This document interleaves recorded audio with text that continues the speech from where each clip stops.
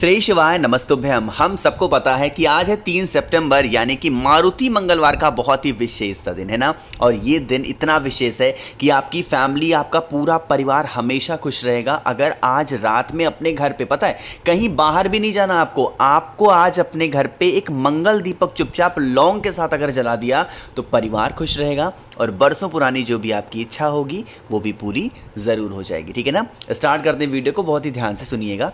सबसे पहले स्क्रीन पे आप सभी को दिख रहा होगा लौंग, बहुत सारे दिख रहे हैं ना, हमें इतने नहीं लेने। ऐसा लिखा जाता है किताबों में, लौंग का जोड़ा। तो इस उपाय में भी हमें क्या करना है, लौंग का जोड़ा यानी कितने लौंग लोगे, आपको 2 लौंग लेना। ठीक है ना, समझ रहे मेरी बात को। तो 2 लौंग लेना, साथ ही साथ आपको इस तरीके से एक दीपक लेना। ज़रूरी नहीं है दीपक नया ही लेना है, आप चाहो तो पुराना ले सकते हो। एक मिट्टी का दिया लेना। हम लोग ये दीपक किसके नाम से लगाएंगे, बजरंगबली के नाम से। और बजरंगबली हनुमान जी कौन है, देवता है। और मैंने आपको समझा रखा है कि देवताओं के लिए कौन सी बत्ती लगती है, हमेशा गोल बत्ती का दिया। समझ रहे मेरी बात को। और उसके बाद में इसके अंदर डालेंगे घी, नहीं डालना है आपको, सरसों का तेल डालना है ना। हमेशा मंगलवार का दिन हो या शनिवार का दिन हो, बजरंगबली को अगर आपको ये दीपक लगा रहे हो, बहुत ज़्यादा परेशानी, बहुत ज़्यादा तकलीफ के लिए, तो हमेशा सरसों के तेल का दिया लगाना चाहिए। ठीक है ना, इतनी बात समझ में आई। अब देखो, आप इस दीपक को उठाना, सरसों के तेल का, गोल बत्ती का, कहीं बाहर नहीं जाएंगे। आपके घर में जो बजरंगबली की फोटो हो, मूर्ति हो, प्रतिमा हो, ठीक है ना। सबसे पहले थोड़ा सा काला तिल लेंगे। आपको जमीन के ऊपर काले तिल को पहले थोड़ा सा रख देना, जैसे मैंने रख दिया।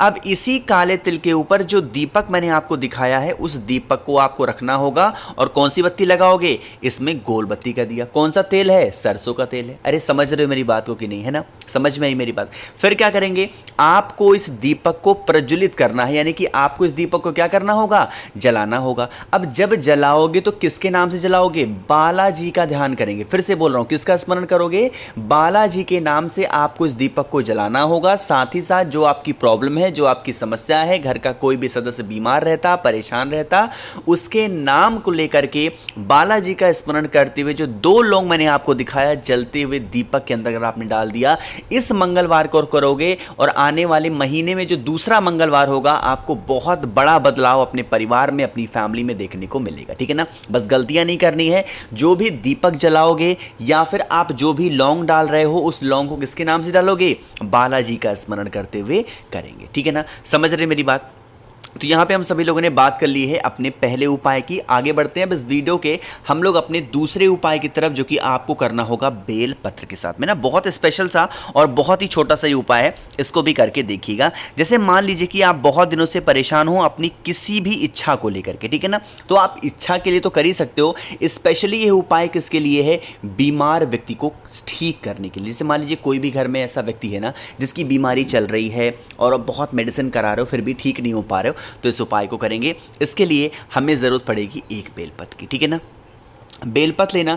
अब मान लीजिए कि आपको बेलपत्र नहीं मिल पाता, तो आपके घर में कोई भी पत्ता मिल जाए, चाहे वो पीपल का पत्ता हो, बेलपत्र हो, किसी गमले में लगा हुआ कोई पत्ता हो, कोई सा भी एक पत्ता ले लेना और उस पत्ते के ऊपर आपको रखना होगा काला तिल। मंगलवार के दिन काले तिल का ये उपाय करना है। जैसे जो इंसान आपके घर में बरसों से बीमार पड़ा है, परेशान है ना, उस बीमार व्यक्ति की जितनी उम्र उतने काले तिल। समझाया मैंने आपको ना। जैसे कोई व्यक्ति बीमार है, उसकी उम्र 35 वर्ष है, तो काले तिल कितने लोगे, आपको 35 काले तिल लेना। जो भी पत्ता आपने लिया है उस पत्ते के ऊपर इस काले तिल को रखेंगे और रखने के बाद में उस व्यक्ति के कमरे में, जो व्यक्ति घर में आपके बीमार पड़ा रहता है, परेशान है, उस बीमार व्यक्ति के कमरे में उस पत्ते को रात भर रखा रहने देंगे काले तिल का। अगले दिन जब आप सुबह सो करके उठेंगे तो जो भी इंसान घर में परेशान है, बीमार रहता है, उसके ऊपर से उस पत्ते को उठा करके काले तिल के साथ में 11 बार उवारेंगे, यानी कि घुमाएंगे क्लॉकवाइज डायरेक्शन में, जिस दिशा में घड़ी घूमती है। और फिर लेके चले जाएंगे किसी भी पीपल वृक्ष के नीचे और लेके चले जाना बुधवार के दिन, और उसको वहां पे बालाजी के नाम से छोड़ के चले आना। जिस वजह से आपके घर में बीमारी प्रवेश कर चुकी है या फिर जिस वजह से आपके परिवार में संकट आता है, परेशानियां आती हैं, कठिनाइयां आती हैं, वो सारी तकलीफें, सारी परेशानियां हमेशा के लिए दूर हो जाएंगे ना। बहुत आसान सा उपाय था। देखो मैं बनाता थोड़ा सा बड़ा ज़रूर हूँ उपाय, लेकिन ईजी होते हैं ताकि आप आसानी से कर पाओ, है ना। चलो, 2 उपाय की बात समझ में आ गई ना। आगे बढ़ते हैं इस वीडियो के हम लोग अपने तीसरे उपाय की तरफ, और ये करना है आपको बेल पत्र के साथ में। ये उपाय पहले बता चुका हूँ, बस इस बार आपको याद दिला रहा हूँ।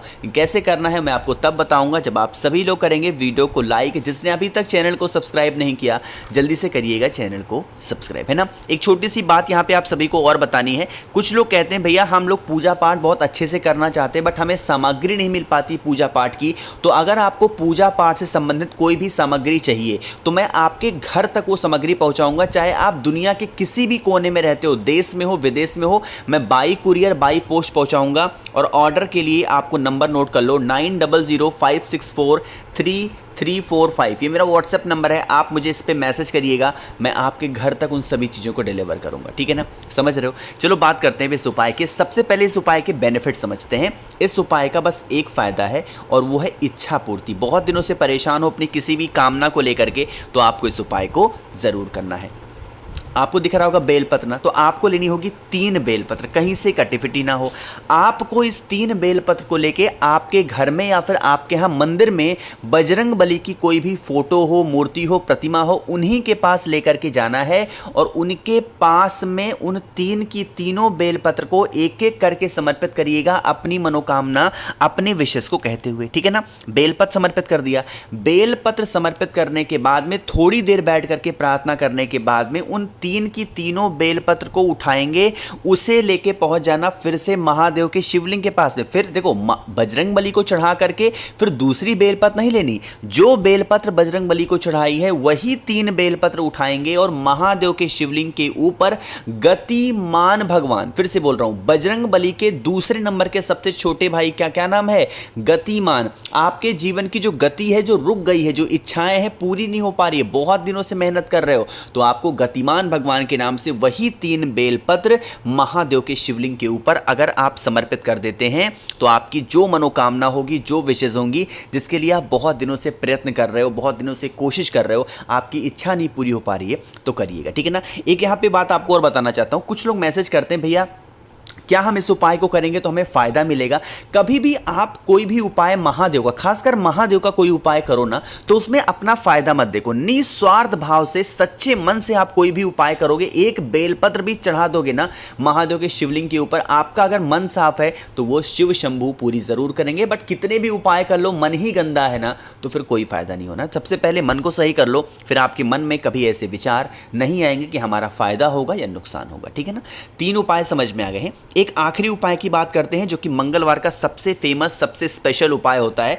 आपके शरीर के कहीं पे भी अंग में अगर दर्द होता है, शरीर का कोई भी पार्ट होना, बहुत पेन है, बहुत दर्द है, तो आपको क्या करना है, लेना होगा इस तरीके से इत्र, है ना।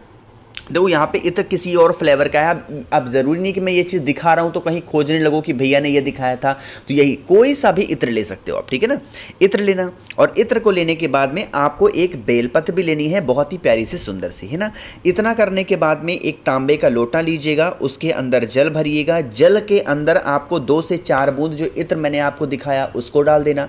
1 चुटकी इस जल के अंदर क्या डालना है, आपको हल्दी डालना होगा। बेलपत्र को इस कलश के अंदर नहीं डालेंगे और इस बेलपत्र को और कलश को लेके पहुंच जाएंगे कहां पे, महादेव के शिवलिंग के पास में। देखो यहां पे महादेव के शिवलिंग के ऊपर जल आपको नहीं चढ़ाना है। क्या करोगे, जो बेलपत्र होगी, सिर्फ और सिर्फ उस बेलपत्र को, जो व्यक्ति घर में बीमार है, परेशान है, उसका नाम और गोत्र बोल के कुंदकेश्वर महादेव के नाम से बेलपत्र चढ़ा देना, ठीक है ना।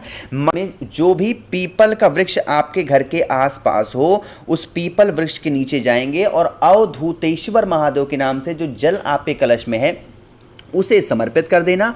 थोड़ा सा जल उसमें रोक लेना पीपल के पेड़ से ही, और उसको लेके चले जाना अपने घर पे। जिस टाइम पे आप सोने के लिए रात में जाओ, उसी जल को रोके हुए लेकर के जाना, और आप अपने शरीर में जहाँ पे पेन होता है, दर्द होता है, उस स्थान पे लगाना स्टार्ट कर दोगे। यकीन मानिए जो भी प्रॉब्लम्स आपके शरीर में होंगी ना, वो सारी समस्याएं खत्म ज़रूर हो जाएंगी। तो मैंने कोशिश की आज आप सभी को आज करने वाले बहुत स्पेशल से उपाय को समझाने की। बाकी वीडियो पसंद आई हो तो लाइक करिएगा। कुछ पूछना है, नहीं समझ में आया, नीचे कमेंट सेक्शन में पूछें। मेरे जितने भी भाई बहन आवाज़ मेरी पहली बार सुन रहे हैं, चैनल को ज़रूर सब्सक्राइब करेंगे। श्री शिवाय नमस्तुभ्यम।